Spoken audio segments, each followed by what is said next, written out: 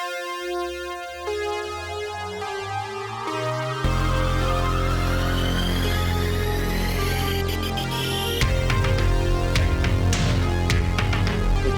a template. So we can build live from it. Nice. All right.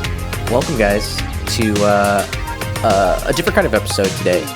We're doing The Board Meeting, a Red Lodge short. But before we get to that, let's go ahead and just let you guys know that this entire production has been brought to you by Capital Broadcast Network. Again, we're live in the studio. Again, I do see Michael as Wilson from Home Improvement. Was his name Wilson? I think it was Wilson. That was Wilson. It was 100%. He had the hat on. Right, he had like the neighborly vibe. That was Wilson. That was Wilson. Yeah. Okay. So Wilson, this like that other Wilson. Like Wilson! the ball, like The Tom ball. Hanks Wilson. Wilson. Yeah. No. I'm sorry, Wilson. I've seen a video where they substitute him with the volleyball. It's just a fucking volleyball. Really? It's like yeah. And I think I've seen one where it's the other way around, where the Wilson from Home Improvement, his head's floating in the ocean as Tom Hanks is screaming at him, and it's just Wilson under the water. You see his eyes? Yeah, that was a good one. That's a good one. That's a really good one. Well, we're happy to deviate a little bit from our regular episodes. This is The Board Meeting, a Red Lodge short. What I'm going to be doing is I'm going to be pitching a movie off the top of my head to Mike here, and we're going to react as if it's a board meeting for this movie. And Mike, I'm ready to present this movie to you, and I'm going to let you know from your point of view, Mike. Let's say you've got $10 million to invest into this movie. So you're either going to pitch in your ideas as well, or you're going to absolutely destroy my pitch. And again, this is all from the top of the brain. I'm gonna try to add as much as possible. So we haven't talked about it before. No, there's so I have no. Yeah, idea you have no idea what I'm gonna. We're gonna try to make a movie tonight. We're gonna try to create a movie, a really good movie. We are looking for at least $100 million at the box office with the $10 million budget. Yeah, that's 10 times, right? I think we can do it. If my math still works and works the same as yours, then that's 10 times. Yeah, that's 10 times. Okay, cool. Okay, perfect. So here we go. I'm just gonna go straight into it. So all right. we'll have a main character by the name of Roger.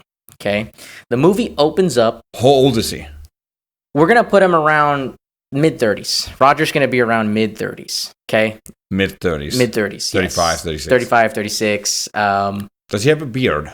No, he's shaven, clean shaven. Yeah. Okay. So we have the scene. It opens up with Roger. He's in bed. He wakes up in the morning and he's with his wife. We'll call her Ellen. We'll give her Ellen. That's her name.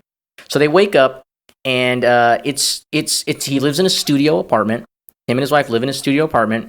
They're comfortable. They're not over the top ecstatic about it, and they're not incredibly disappointed about it. He wakes up. They don't have kids. They don't have kids. It's but just they them. tried to have kids in the past. Yeah. And they failed. And they failed. So that adds just a little bit of depression to the storyline. Sprinkles it in. So they wake up. Whose fault is it? I'm sorry? Is it him or is it her? We don't know. We just don't know. They don't have But the doctor knows. They have what? The doctor knows? The doctor doesn't know either. They haven't gone that far.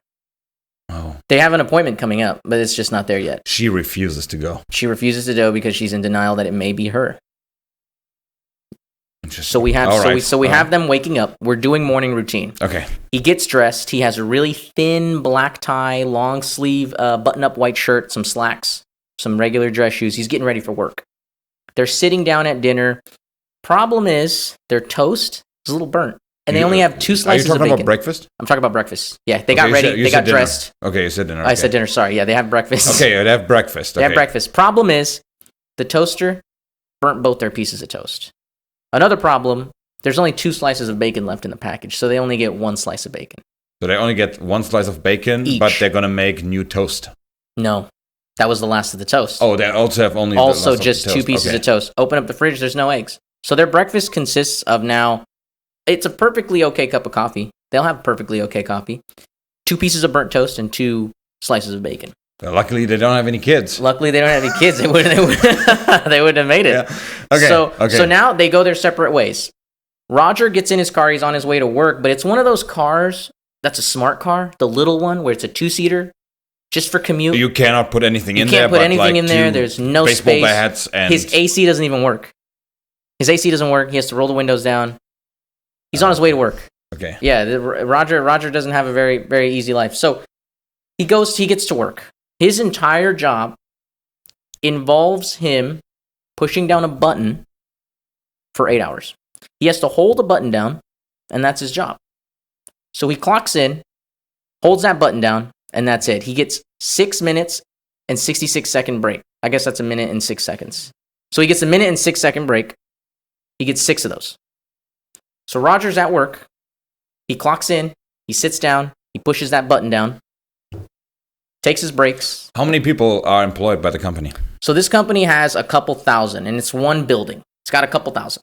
A couple thousand people. A couple thousand things. All of them are just pushing buttons? All of them are just holding down buttons. He doesn't know anything about it. He doesn't know why he does this. He wakes up and he just knows this is what he has to do.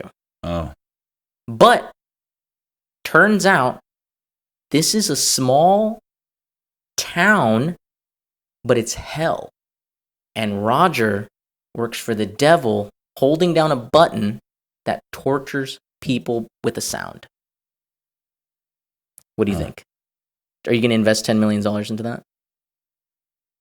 His job is he holds a button down, and he's in charge of 3 people that have gone to hell.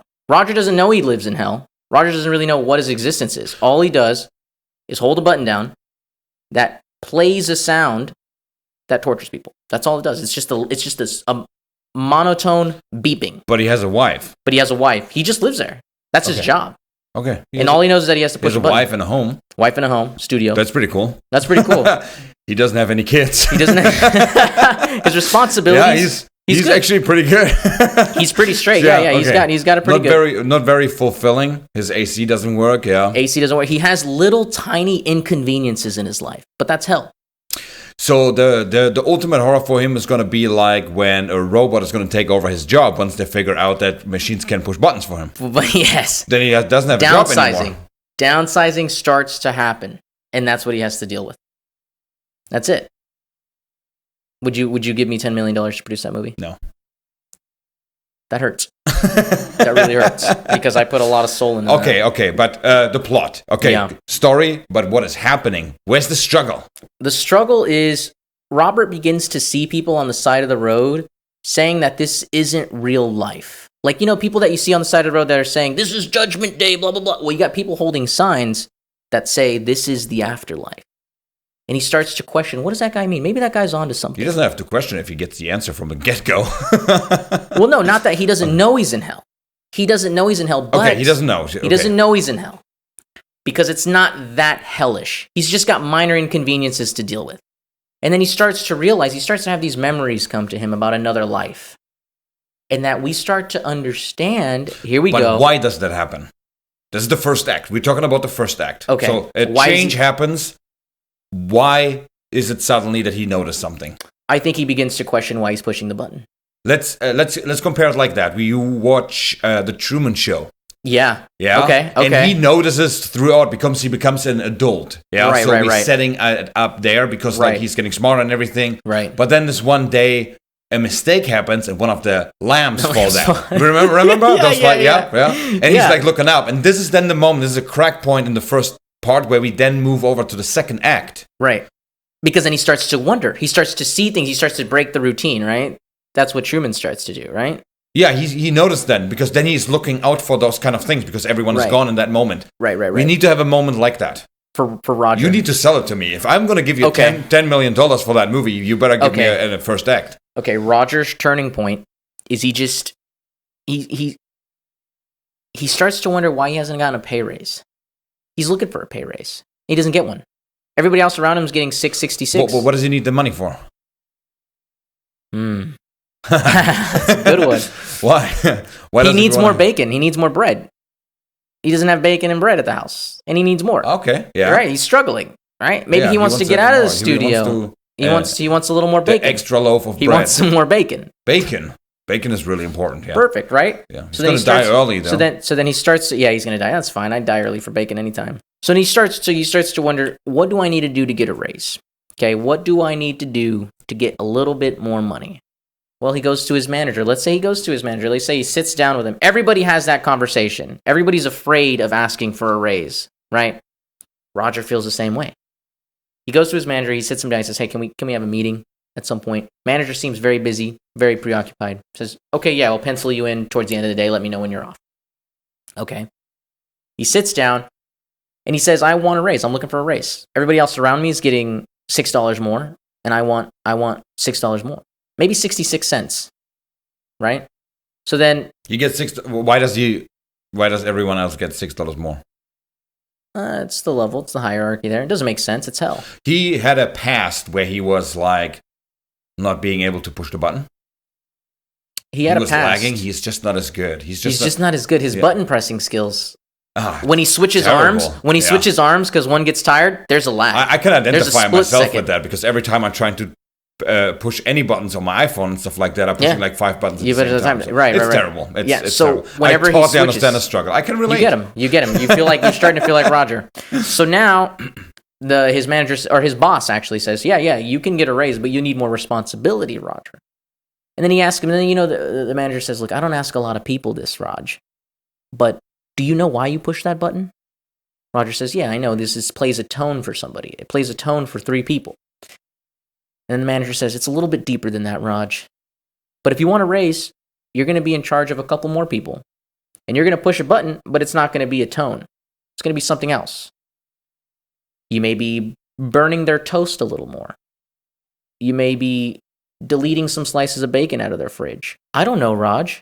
Your button's going to do something for these people. But you're going to be in charge. Is he ending up then burning his own toast all the time? Well, has he been burning? Has he been burning his own? That's probably the twist already That'll for be the whole toast. movie and stuff like that. That's He's like it. burning his own toast.